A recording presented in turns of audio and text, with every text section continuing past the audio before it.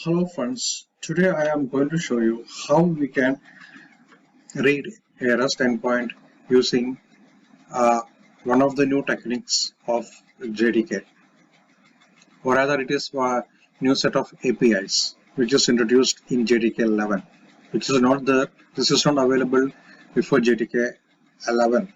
Okay, now this is called HTTPClient, HTTPRequest and HTTPResponse. So you can take a look at it, this code, what it is doing. First thing is I have created a code called HTTPClient using its new builder, the builder pattern. I have created its instance. Then I have set what is the version. Then I have set what is the connection timeout. And finally, I am calling its build method. Now, afterwards, we are creating an HTTP request class, for instance, using the same method. It is using the builder pattern. Then it is creating an instance of HTTP request. Then we are setting some other parameters such as URI.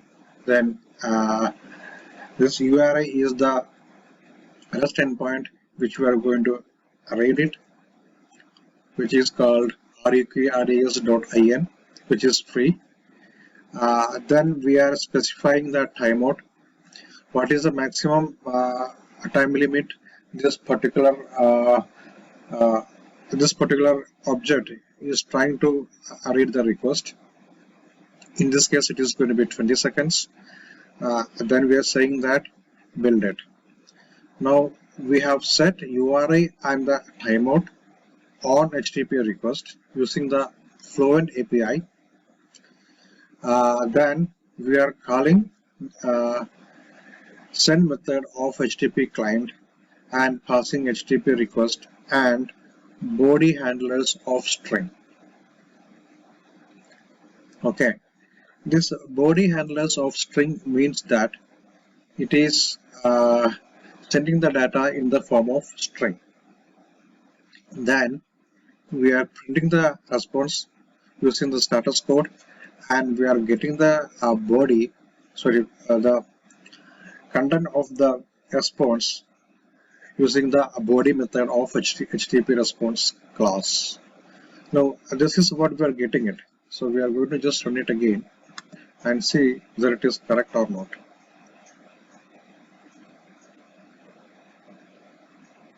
Yes, we are getting some response in the form of JSON. So this is how we can consume a REST endpoint very easily.